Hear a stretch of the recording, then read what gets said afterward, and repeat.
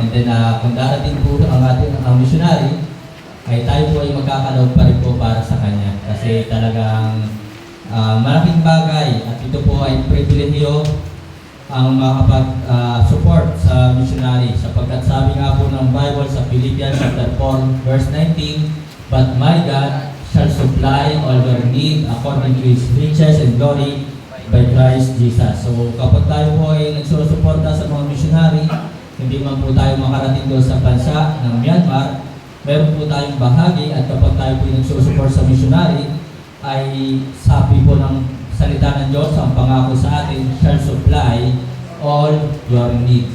So yung needs po ang isusupply, hindi po yung mga wants. Okay? Muli tayo po ay tumayo at buksan po natin ang ating po mga Bible sa Ephesians chapter 4. At basahin na lamang po natin beginning verse 1 up to 13 na lamang po. 13 verses. Ephesians chapter 4 verse 1 to 13. Kung nakita na po, isang malakas at masayang amen. Amen. Verse 1. "I therefore, the prisoner of the Lord, beseech you that ye walk worthy of the vocations wherein ye are called." To kayo po.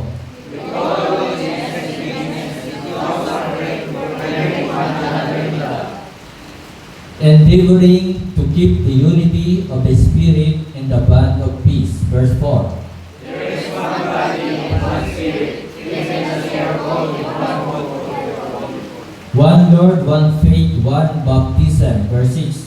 One God and Father of all, who is above all, and through all, and in you all.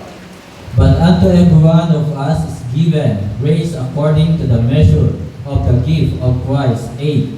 Wherefore it is stated, Ephesians chapter 1, He led captivity captive, and gave gifts unto men. "Now that He ascended, what is it, but that He also descended first into the lower parts of the earth." 10. He hath ascended is the same also that ascended up far above the heavens, that we might be holy. "And He gave some apostles, and some prophets, and some evangelists, and some pastors and teachers." 12. For the perfecting of the saints, for the work of ministry, for the edifying of the body of Christ. Verse 13, altogether ready read. "Till we all come in the unity of the faith and of the knowledge of the Son of God, unto a perfect man, unto the measures of the statures of the fullness of Christ." Purihin po ang Diyos sa pagkabasa ng kanyang banal na salita. Tayo po lahat ay umupo, pumikit. Tayo po'y manalangin. Ama namin Diyos sa langit, kami po ay patuloy na nagpupurit ng papasalamat sapagkat dakila ka. Ang iyong pong pag-ibig sa amin ay hindi po nagkulang. Patuloy mo po kami pinagpapala at ibinibigay, sinasagot ang aming pong panalangin sa kabila ng aming mga pagkukulang, pagkakasala na gagawa laban sa iyo. Ikaw po na aming Diyos ay tapat, nananatiling tapat sa aming pong mga buhay. Ama, sa oras na ito kami po'y sama-samang lumalapit sa iyo, nagkakaisa. Meron kaming isang pananampalataya, meron kaming isang Panginoon na itinataas, at meron po kami isang Espiritu na tinataglay. At kami po sa oras na ito ay sumasamba sa iyo, sa Espiritu ng katotohanan.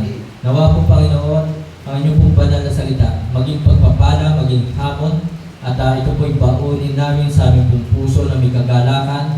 At dalangin ko po Panginoon, ang mga tao na mga taong nagnanais na pabagsakin ang pamahalaan ng gobyerno, ang aming pong President. Dalangin ko po Panginoon, sawayin mo po sila. Bigyan mo po sila ng maayos, malinaw na kaisipan, na nawa ay maunawaan po nila na mga pinuno ng bansang ito ay kayo po ang siyang naglagay.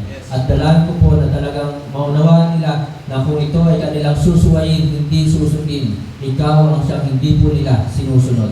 Salamat po Panginoon na nilagay mo po sa aming pong puso ang pagkakaisa. Magkaisa sa gawain mo at magkaisa na talagang kami po ay maglingkod sa iyo po. Sapagkat nararapat lamang na ikaw po ay aming pong paglingkuran. Sapagkat ang buhay na ito na aming tinataglay, ito po ay galing sa iyo, ito po ay pahiram mo lamang sa amin.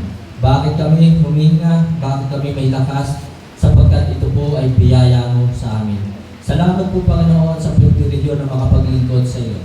Dalangin ko po, Panginoon, ang missionary na pupunta po dito.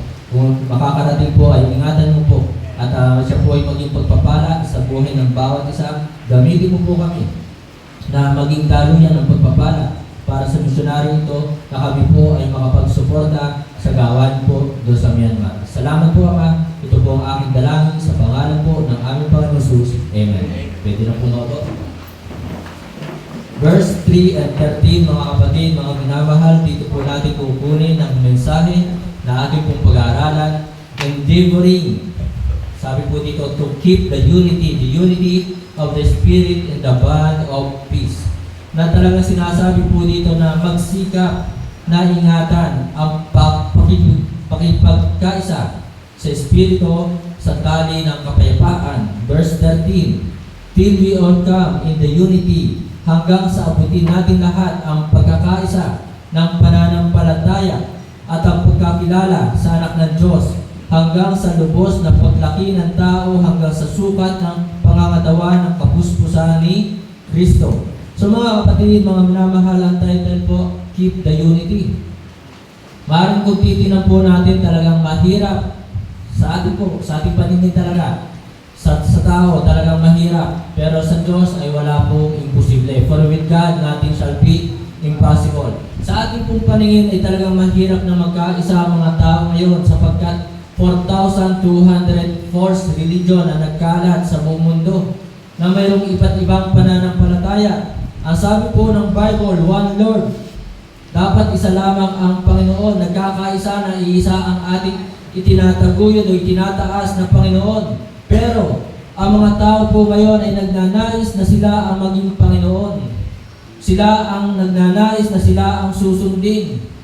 Kaya talagang sa ating pong paningin ay mahirap talaga na magkaroon ng unity. Pero dito, as a church, as a body of Christ, inaasahan po sa atin na talagang magkaroon ng pagkakaisa. So, one Lord, one faith. Isang pananampalataya. So lahat ng tao sa mundong ito ay may pananampalataya, may paniniwala. Pero magkakaiba ng pananampalataya, magkakaiba ng paniniwala. So ang nais ng Diyos, unity, magkaisa. One baptism. So isang bautismo, pero magkakaiba ang bautismo ng bawat relihiyon sa mundo. Meron ng sanggol pa lamang binabautismuhan na. Meron nagbabautismo for the sake na maging member nila ng kanilang simbahan. At meron po namang tunay na nagbabautismo na kaya binabautismuhan ang tao ito sapagkat nanampalataya sa ating Panginoong Jesus. So yun po ang tunay na bautismo na talagang ang binabautismuhan ay may katiyakan ng langit na bayan. So amen po ba? So mga kapatid, mga minamahal, keep the unity. At ang sabi po ng verse 7, kung titingnan nyo po, but unto every one of us is given grace according to the measures of the gift of Christ. Maaring tayo po ay hindi pare-parehas. Mayroong manager na sinabi nga ni Brother Andrew kanina, mayroong doktor, mayroong nurse, mayroong engineer. Hindi tayo pare-parehas. Pero pagdating dito sa church as a body of Christ, inaasahan sa atin pantay-pantay tayo, nagkakaisa tayo para sa gawain ng Panginoon. Merong malaki ang sweldo, merong maliit ang sweldo, pero pagdating sa gawain ng Panginoon, walang malaki ang sweldo, walang maliit ang sweldo. So dapat lahat ay gumagawa, unity. So mga kapatid, mga minamahal, talagang minsan ko pang sinabi sa inyo na talagang doon po sa Lemery, kapag mayroong mga program, ang simbahan or ang church, may program na talagang mga activities, sila po ay nagkakaisa. Walang mayaman, walang mahirap. Kaya nga, dati sinabi ko na sa inyo, kung si Kuya Renner, si Brother Renner ay isang negosyante, manager, di ba? At mayroon siyang malaking sweldo, pero pagdating sa gawain ng Panginoon, siya ay nakikiisa. Kung ang mga kapatiran ay nagdadakot ng lupa, kung ang kapatiran ay nagdadakot ng basura, gano'n din po siya. Kung madumi ang kamay ng mga kapatiran, madumi din ang kanyang kamay. So yun po ang nagkakaisa. So mga kapatid, mga minamahal, verse 7, sabi po dito, but unto every one of us is given grace according to the measures of the gift. Iba-iba tayo ng gift. Iba-iba tayo ng talent. pero hinihingi sa atin na tayo po ay magkaisa. So mga kapatid, mga minamahal, napanood ko na naman po sa social media. Nandoon sila sa Mindiola at talagang nagnanais sila, isinisigaw nila, resign, BBM, resign, VP Sara. Sino ang gusto nilang ipalit? Diba? So mga kapatid, mga minamahal, nagkakaisa sila sa maling paniniwala. So mga kapatid, sana tayo po as a church, as a body of Christ, kailangan nating magkaisa. At ang sabi nga po ng Psalms 133 verse 1, Psalms 133 verse 1. Nasa na cellphone ko. Ang hirap talaga natin na, no? Brother Jason, pag may tumawag, pakisagot na. Okay. So Psalms 133 verse 1, nandiyan na ba kayo? So amen? Sabi po dito, behold how good and how pleasant it is for brethren to dwell together in unity. So mga kapatid, mga minamahal, we are brothers and sisters in Christ Jesus. Tayo po ay magkakapatid sa Panginoon. Ito po ang ating relasyon magpakailanpaman, magpasawalang hanggan sa kabilang buhay. Tayo po'y magkakapatid, kung dito sa lupa kayo magjowa, kung dito sa lupa kayo mag-asawa, di ba? Kung dito sa lupa kayo magpinsan, pagdating sa langit ay magkakapatid na tayo. Kaya mga kapatid, mga minamahal, inaasahan po sa atin na tayo po ay mamumuhay na mayroong pagkakaisa. So last Monday, na-share ko nga po sa munisipyo, United We Stand. Napakaganda talaga na nagkakaisa. At ito nga po ang nais ng ating Diyos, ng ating Panginoon Jesus. Una mga kapatid, without unity, tinan po natin ang Ephesians chapter 4 verse 14, ano mangyayari sa atin kung hindi tayo magkakaisa? Diba? Verse 14, that we henceforth be no more children, tossed to and fro, and carried about with every wind of doctrine. So ito po yung nangyayari talaga sa buong mundo. Carried about of every wind of doctrine. Iba't ibang doktrina, iba't ibang katuruan. Hindi talaga nagkakaisa mga turo ng mga kapastoran sapagkat iba-iba ang paniniwala, iba-iba ang relihiyon, iba-ibang tawag, iba-iba ang pangalan ng mga relihiyon. So mga kapatid, sabi po dito, sa verse 14, that we henceforth be no more children, tossed to and fro, and carried about with every wind of doctrine by the sleight of men, and cunning craftiness whereby they lie in wait to deceive. So mga kapatid, without unity, there is division. Kung walang pagkakaisa, talaga nagkakawatak-watak po. Ayan, dumating na nga po. So, ikakat ko na, ano? Ikakat ko na. So, pero tapusin natin. And then, magkaroon tayo ng third preaching. Oh, gusto nyo ba yun? So, alam nyo, napakasarap pong makinig ng salita ng Diyos. Ay bakit sa social media, sa YouTube, di ba? Meron tayong tinatawag na movie marathon. Sino-sino ba nag-movie marathon dito? Ilang oras yan? 3 hours, di ba? So, welcome po, missionary. Tatapusin ko lang po ito, mga 10 minutes. And then after me, you preach. You are going to preach this afternoon. So, thank you for coming. Thank you for visiting us here. Okay? So, yan po ang ating missionary, Benjamin Te. Hindi po kuya. Okay? And after you preach, after our service here, Brother Jason will take care of you. Going to Lipa to bring you in terminal. In the terminal so that you sumakay sa bus. Okay, so nakakaintindi po yun ng Tagalog. Naubusan ako ng English. Brother nito, bahala ka muna dyan na. Katagay mo ilong mo. No sleep. So mga kapatid, mga minamahal, yun po, na without unity, there is division.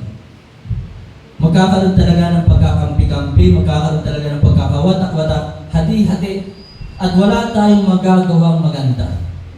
Kung without unity, kung mayroong division, wala tayong magagawang maganda. Kaya mga kapatid, mga minamahal, without unity, there is division. And then, next, pangalawa po, without unity, ang sabi po ng verse 18, tinan po natin verse 18. Buksan niyo po yung pong Bible sa verse 18. Having, Ephesians chapter 4, verse 18, having the understanding darkened, being alienated from the life of God through the ignorance that is in them because of the blindness of their heart. So mga kapatid, without unity, there is destruction. Meron pong pagkabagsak o kapahamakan. Kaya mga kapatid, akala nila maganda yung kanilang ginagawang pagrarally, akala nila maganda yung kanilang ginagawang pagpapabagsak sa gobyerno, akala nila maganda yung kanilang ginagawang pabagsakin yung namumuno, yung leader. Kaya dito rin po sa church, kung tayo pinagnanais na pabagsakin ang leader, di ba? So there is destruction. Magkakaroon ng kapahamakan. Kaya mga kapatid, mga minamahal, sana manatili sa atin ang sinasabi po ng Bible na endeavoring to keep the unity of the Spirit in the bond of peace. So yan, malakas na ulan. Kaya pagkatapos ko, tila na. Para pamaya, English spoken po yan, maintindihan po natin. Okay po ba? So mga kapatid, mga minamahal, there is distractions, verse 27 and 29. Tingnan niyo po, Ephesians chapter 4, verse 27 and 29. Neither give place to the devil. So kapag tayo po'y watak-watak, binibigyan natin ng space, binibigyan natin ng diablo ng pagkakataon talaga na tayo ay sirain kung wala tayong pagkakaisa. And then verse 29, sabi po dito, let no corrupt communications proceed out of your mouth, but that which is good to the use of edifying, that it may minister grace unto the heavens. So mga kapatid, mga minamahal, kapahamakan kapag walang pagkakaisa. Kaya ganun din po sa gobyerno ay mayroong kapahamakan dahil nga walang unity. Ganun din po sa church, kapahamakan. Ganun din po sa company. Ganun din po sa lahat ng mga organisasyon na kung walang unity, there is destruction, kapahamakan. Kaya mga kapatid, mga minamahal, endeavoring to keep the unity. Na tayo po pagsikapan natin na talagang tayo po ay magkaisa. Ito ang nais ng Diyos. Hindi tayo pare-parehas ng ugali. Di ba? Talagang makikita pa rin natin na may mga Kristiyano may pride pa rin. Pero ganun pa man, hindi man tayo pare-parehas ng ating pag-uugali dito na dapat magkaisa pa rin po tayo. Meron talagang humble, meron talagang honest, pero dapat magkaisa pa rin po tayo. Katulad nga po kanina ng preaching ni Brother Andrew, cooperative obedience. Dapat talagang tayo po ay nagkakaisa, may pagkakaisang sumusunod. Ang hirap talagang pasunodin natin tayo, di ba? Susunod na lamang, may reklamo pa. Susunod na lamang, nagre-reklamo pa. Sana tayo po ay tandaan natin yung kasabihan na obey first. Sana without complaint. Obey first without complaint. Hindi yung obey first before you complain. As a Christians, without complaint. Kaya yun po sinabi ng Philippians chapter 2. Without disputing, without murmurings. Diba? Do all things without murmurings and disputing. Philippians chapter 2, verse 14. So mga kapatid, mga minamahal, without unity, there is division. Without unity, there is destructions. And then, balikan po natin, Ephesians chapter 4, 14 and 25. Tingnan niyo po, 14 and 25. Ano po sabi po dito? Verse 14. That we henceforth be our children tossed to and fro, and carried about with every wind of doctrine by the sleight of men and cunning craftiness, na upang tayo huwag nang maging mga bata pa na nagpapahapay dito doon at dinadala sa magkabi-kabila ng lahat ng hangin ng aral sa pamamagitan ng mga daya ng mga tao. So yan po ang tao ng daraya at ayon sa katusuhan, ayon sa mga lalang na kamalian. Then verse 25, ang sabi po ng verse 25, wherefore putting away lying speak every man truth with his neighbor, for we are members one of another. So mga kapatid, without unity, there is delusion. Kung walang pagkakaisa, meron po talagang delusion po doon. Mayroong mga kasinungalingang nagaganap kapag walang pagkakaisa. And then, last na without unity, there is devil behind. There is a devil behind. Ang nais ng diablo sa atin, tayo talaga yung magkawatak-watak. Ang nais ng diablo, magkaroon tayo ng division. Ayaw ng diablo na tayo magkaisa. So, without unity, tandaan po natin, there is a devil behind. Kaya mga kapatid, sana huwag tayong pataya. Tayo magkakapatid sa Panginoon, sana ang pairalin natin ay pagkakaisa. Kasi ang nais ng diablo, sirain ang gawain. Di ba? Yun ang nais ng diablo. Ayaw ng diablo na ikaw ay magpatuloy sa pag-aakay ng kaluluwa. Ang nais ng diablo, ikaw ay tumigil na lamang sa loob ng tahanan. Ayaw ng diablo na maraming naliligtas. Ganun po ba? Kaya talagang magkakaroon po ng division, distractions, delusions because of the devil. Magkakaroon po niyan. Ganun po ba? So huwag nyo na po yung pansinin at yan po ay hindi naman yung tataas ng hanggang liig. Hindi naman po yung tataas hanggang baywang. Ganun po ba? So tayo po ay nasa mataas na kahoy. Nasa mataas na kahoy po tayo. Kaya yan po yung hanggang dyan lang. At meron lang po yan pag naulan. Diba? Pag naulan lang naman may baha. Tama po ba? Ay kung walang ulan, hindi walang baha. Oh. Kaya normal po yan. Normal po yan, okay?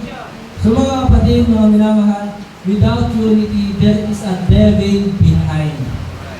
Talagang sisirain ng diablo. Tingnan po natin, John chapter 10, verse 10. Ano ba yung layunin? Ano ba yung purpose ng diablo?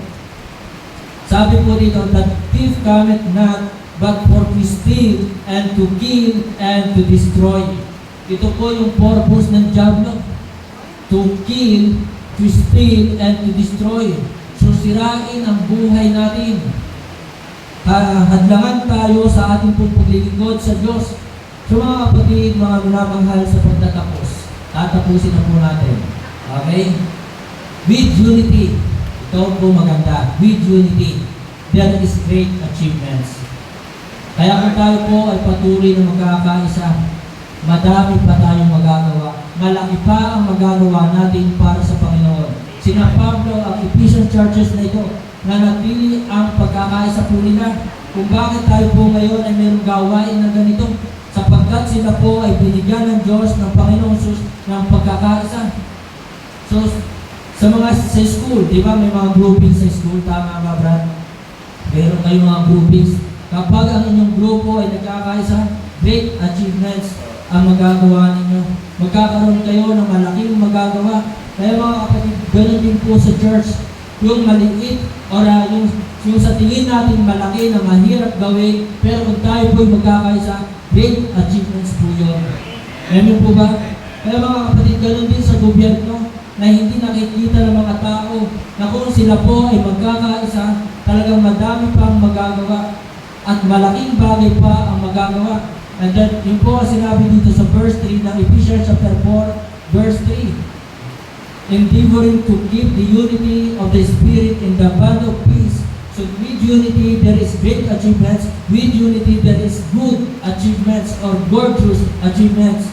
Maganda ang magagawa, maganda ang magiging resulta. Tama ba?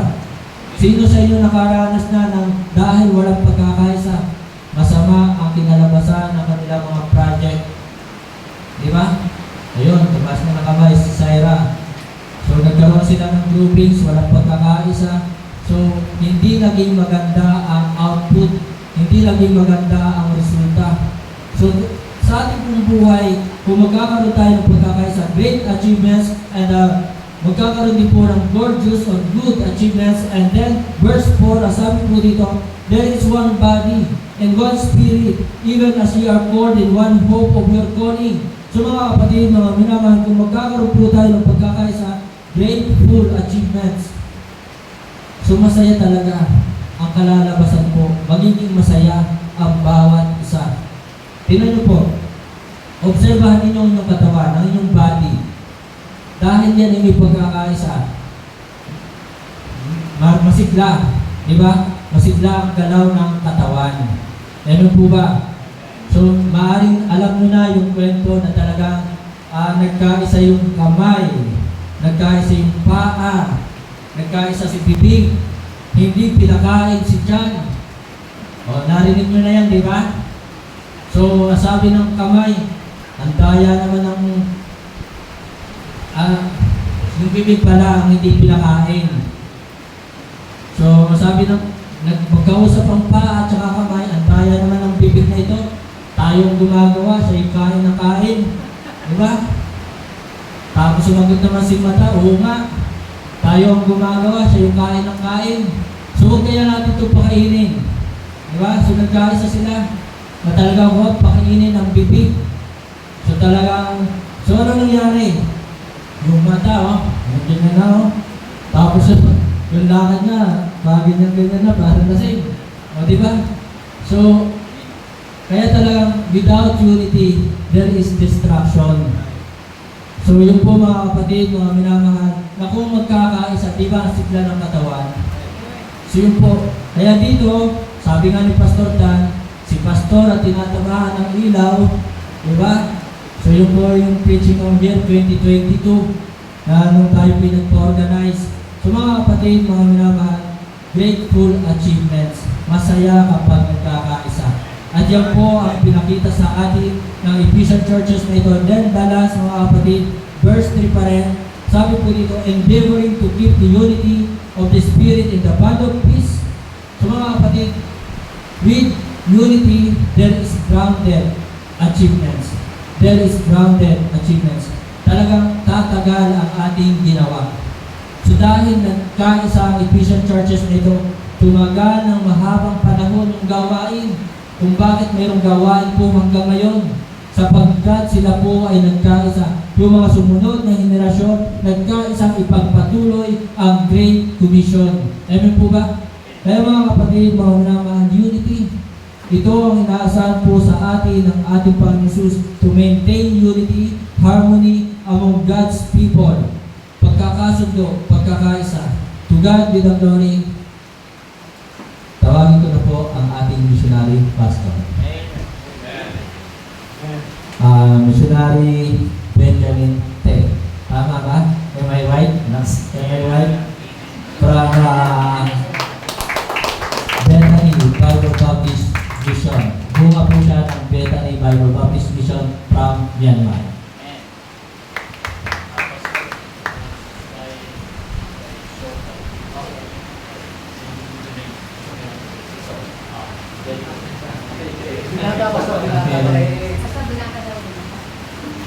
Okay, Alice and Jen. Ask you one friend first. Okay. So, thank you, Pastor. My name is Missionary Benjamin. I'm from the country of Myanmar. And I was reached out by Missionary Oleng. I'm a product of missions. Okay, the things that